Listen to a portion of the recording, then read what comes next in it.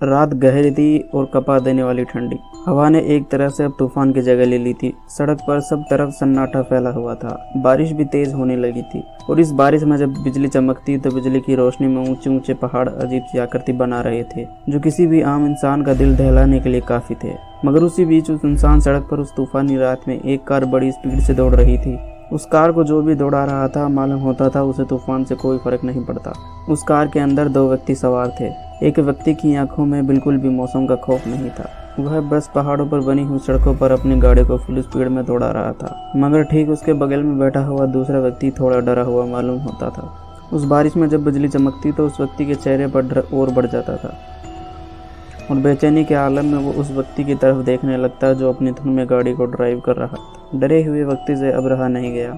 उसने उस व्यक्ति की तरफ देखकर कहा जो गाड़ी ड्राइव कर रहा था, साहिल यार देख नहीं रहा, बारिश हो रही है, मुझे लगता है बाहर कोई तूफान भी आया हुआ है, तो गाड़ी की स्पीड स्लो क्यों नहीं कर लेता। उस व्यक्ति की बात सुनकर साहिल के होठों पर मुस्कुराहट आ गई और उसने गाड़ी ड्राइव करते हुए उस व्यक्ति को जवाब दिया, कम ऑन हैरी, समझ में नहीं आता तू इतना डरता क्यों है, तू भी कमाल करता है।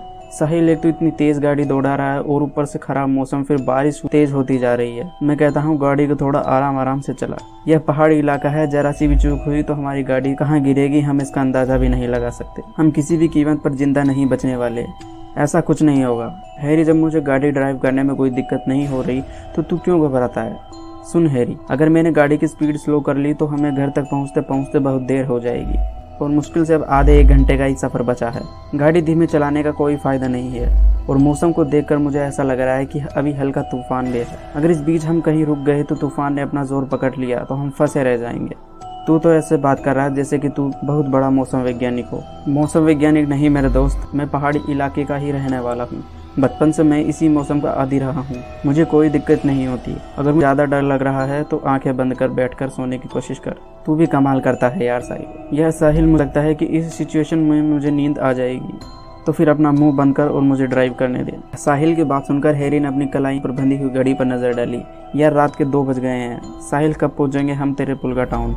हैरी ने यह अल्फाज बोले ही थे तभी अचानक हैरी बुरी तरह से चीखा, साहिल सामने कोई है।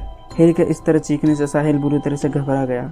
गाड़ी की स्पीड वैसे ही बहुत ज़्यादा थी और उसने स्पीड ब्रेकर दबा दिए। जैसे ही उसने स्पीड ब्रेकर दबाए गाड़ी का संतुलन पूरी तरह से डगमगा गया और वह उछलकर एक तरफ फिर गई। उनका एक्सीडेंट हो चुका था। साहिल और हैरी को अब कुछ होश नहीं रहा था। सब कुछ इतना अचानक हुआ कि उन दोनों को सोचने और समझने का मौका भी नहीं मिला। कुछ देर बाद साहिल को ऐसा महसूस हुआ जैसे कि कोई उसके शरीर को हिला रहा हो। साहिल की आंख अचानक खुल गई और वह बड़ी फुर्ती से उठकर बैठा हो गया। पागलों की तरह को इधर उधर देखने लगा। तभी उसके कानों में उस लड़की की आवाज़ टकराई, घबराओ मत, तुम बिल्कुल सही हो। तुम्हें ऊपर वाले का शुक्र अदा करना चाहिए कि तुमने खतरनाक एक्सीडेंट के बाद भी तुम्हें कुछ नहीं हुआ। बहुत गौर से देखने पर साहिल ने देखा कि वह एक पेड़ के नीचे खड़ा हुआ था और उसके आसपास कोई भी सड़क मौजूद नहीं थी। बारिश अभी भी हो रही थी, बिजली अभी भी कड़क रही थी। उसे उस लड़की का चेहरा साफ साफ नहीं दिखाई दे रहा था। अंधेरे की वजह से उसका चेहरा उसे धुंधला दिखाई दे रहा था। साहिल ने उस लड़की की धुंधली आकृति की तरफ देखते हुए कहा, मैं कहाँ हूँ। तभी अचानक उसे कुछ याद आया और उसने बड़ी फुर्ती से उस लड़की से फिर सवाल किया, मेरा दोस्त हैरी कहाँ है। घबराओ मत, तुम्हारा दोस्त यहीं सही सलामत है। शायद तुमने देखा नहीं, ठीक तुम्हारे सामने ही नीचे लेटा हुआ है। शायद वो बेहोश है। जैसे ही साहिल नीचे की तरफ देखा तो उसे उसका दोस्त हैरी दिखाई दिया। साहिल बड़ी फुर्ती से हैरी की तरफ जाकर उसके बदन को झंझोड़ने लगा। हैरी क्या हुआ तुझे, उठना।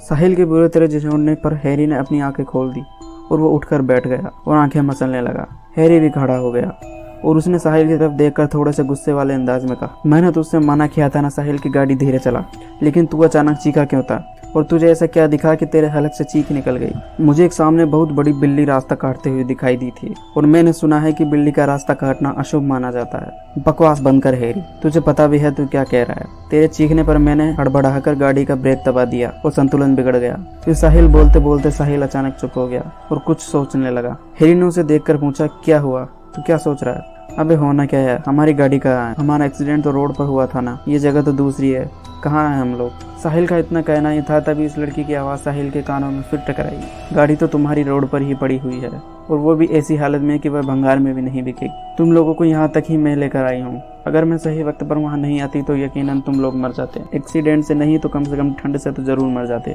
उस लड़की ने जैसे ही उसके अल्फाज बोले तभी एक जोरदार बिजली कड़की और चमकती हुई बिजली में साहिल को उस लड़की का चेहरा साफ दिखाई दे दिया। उस लड़की का चेहरा देखकर साहिल के ऊपर जैसे खुद बिजली गिर गई हो। हसीन और खूबसूरत थी, जो उस वक्त काले लिबास में थी, जिसकी उम्र ज्यादा से ज्यादा 20 या 22 साल लग रही थी। उसने इतनी खूबसूरत लड़की इससे पहले कभी अपनी जिंदगी में नहीं देखी थी, मगर इस वक्त हालात दूसरे थे, इसलिए साहिल ने अपने जज्बातों को फौरन काबू कर लिया। अचानक साहिल को कुछ याद आया और वो अपनी जेब को टटोलने लगा और वो बड़बड़ाने लगा, ओह शिट यार, मेरा मोबाइल तो कार में ही रह गया। साहिल ने हैरी की तरफ देखकर कहा, हैरी क्या तेरी जेब में तेरा मोबाइल है?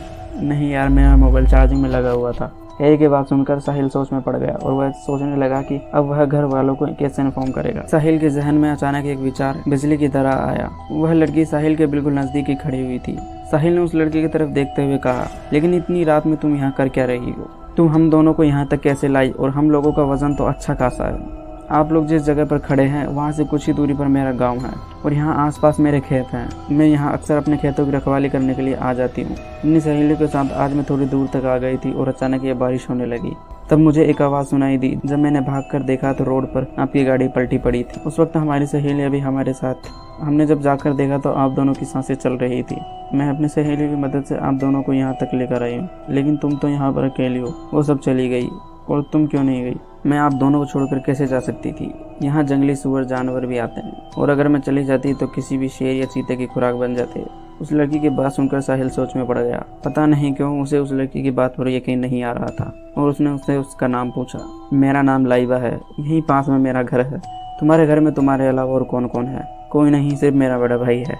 तुम्हारा बड़ा भाई तुम्हें इतनी रात में जंगल में अकेले भेज देता है? मैंने आपसे कहा ना कि हमारे यहाँ खेत है। आज मेरे भाई की तबीयत थोड़ी सी खराब थी, इसलिए उसकी जगह मैं आ गई और मैं अकेले नहीं आई थी। मेरे साथ मेरी सहेलियाँ भी मेरे साथ ही में थी और मुझे देर सिर्फ आप लोगों की वजह से हुई है। अगर मैं भी अपनी सहेलियों के साथ चली जाती तो आप जिंदा नहीं बचते। उस लड़की की बात सुनकर जिसने अपना नाम साहिल को लाइबा बताया था, साहिल खामोश रह गया। वह हैरी की तरफ देखने लगा। हैरी दोनों की बातें बहुत गौर से सुन रहा था।